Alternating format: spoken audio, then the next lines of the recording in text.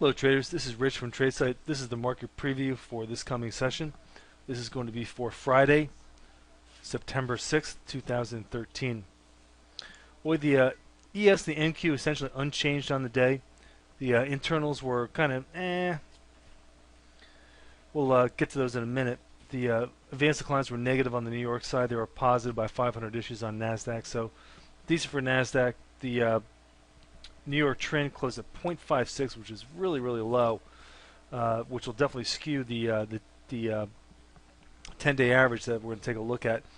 So, as far as grading today's price action, I'm going to give the price action kind of a C plus because we had range expansion to the upside yesterday and a good burst, and we essentially held it today. So, it really didn't gain any ground. But the one reason that we're giving it a C plus here is that the advanced declines were negative, but we didn't waste some positive readings in the advanced declines and not go anywhere. So the internal measurement today, I'm going to give it about a C plus as well, based on what I just talked about. So let's get on to the futures and take a look at what the charts look like. All right, here's a look at the ES futures. We essentially went nowhere on the day. We opened, tried to go higher, and settled, just a little bit above where we opened. If we closed below where we opened, that'd definitely be a cause for concern. We are in now to the asterisk mode where we're projecting and waiting for that close on the seeker above bar 8.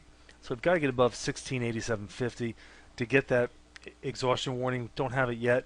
Today's probably just a little bit of a measuring day ahead of the non-farm number tomorrow. So no big deal either way. Tomorrow the levels to watch on the upside are going to be the 50 DMA at 1660. Then above that is going to be this gap window that comes in about 1668 or so.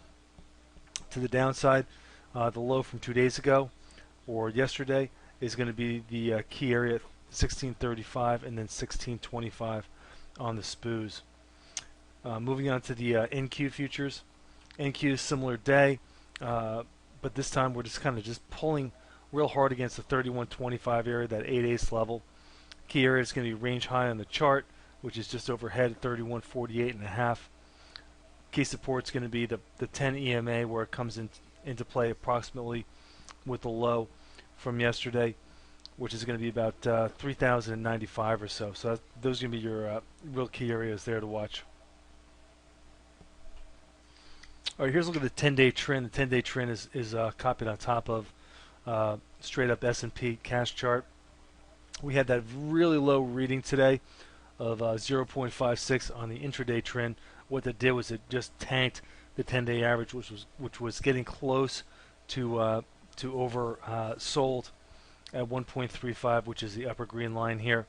So what this really did was it just kind of loaded the tank again with downside potential if they want. So there's going to be this low reading in the chart of the averages here for 10 days or so. So we've got pretty good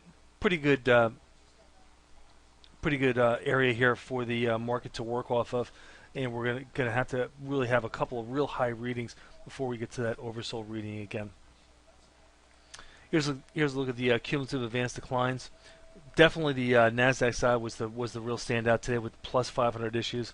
So we're kind of moving the needle up here. If we can take out this prior high, that's going to be a real positive development, especially since the NASDAQ side likes to lead the broad market, and when it does so, can be very rewarding on the long side of the market. And now here's a look at the S&P versus the TLT, bounding up here into range high. The TLT was weak on the day today, down a $1.45, which is a real low close. We got down to that 102.50 area. We'll look at that chart in a minute. But right now, this key ratio is right back up to near range high. We're back into this channel, this comfort area, where we can grind to the upside here. So this is real positive development for the overall broad market. Keep in mind that if we get up to this upper band, we're going to have resistance there with as far as risk on, risk off goes, and we're going to have to take a breather there. But this is definitely a strong point for the bulls here, and have to see if we can build on this. Let's next take a look at the TLT chart. All right, so here's a look at the TLT. This is going to be real important. Right now we're down into that 1/8 level. The 0/8 level is down around 100. We didn't make a new low close on this move, but we got awfully close. So if we have another down day tomorrow, we can easily record a new low close on this move and then put that 0/8 level at 100 in the move. You can see that we're still intermediate term negative here.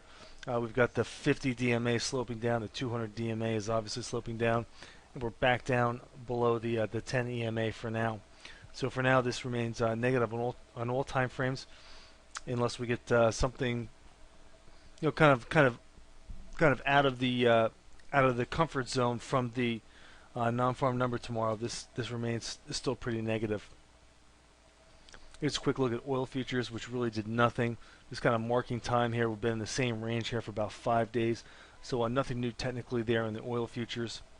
As far as gold goes, gold really was kind of taken off the table today on the long side. We broke down below this 2-day range. We had these 2 days that were basically inside of each other. Last one was to the downside. We broke to the downside today, and really expanded the range to the downside. So now we're really into this area where we're back to short-term negative. We're still intermediate-term positive because we're above the 50 DMA, but short-term negative. And now this 4/8 level at 1375 is going to be a big draw, and I would expect that it would tend to pull the market unless we get some kind of a outlier from the non-farm number tomorrow. All right, so here's a look at the multi-sector daily chart. The BTK is coming on very, very strong. Had a good performance today. You can see the relative performance there is real strong. The semiconductors were also strong today. The banking index, the green line, was also strong as well, but not as certainly as strong as those key Nasdaq sectors. And you can see here that the XAU is still being used as a source of funds and unable to break above this key level here. Okay, and finally, here's a look at the individual sectors. Top gun on the day was the oil services, better than the broad market by a wide margin, and even better than all of the Nasdaq sectors. Airlines were also very strong today, but here's where the Nasdaq stuff starts coming on strong. The SOX was higher by 0.75%. The BKX was pretty decent, and the if we flip back down to the bottom of the list. The real laggard today was gold and silver, down more than 3%. Big hit there, and making that turn to the downside in the market very important here as far as the technicals go. All right, folks, so keep in mind tomorrow's the non-farm number. It's Friday. The volume's been better the last couple days. Could see some decent volume tomorrow. Hoping for that. Hoping to get something to trade off of. I'm not expecting too much of a gap before the number. But after the number, we're definitely going to be using the pressure thresholds if we do get a gap to kind of guide us throughout the day. So stay tuned for that, and hope to see you tomorrow. As always, thanks for listening. This has been Rich for Tradesight.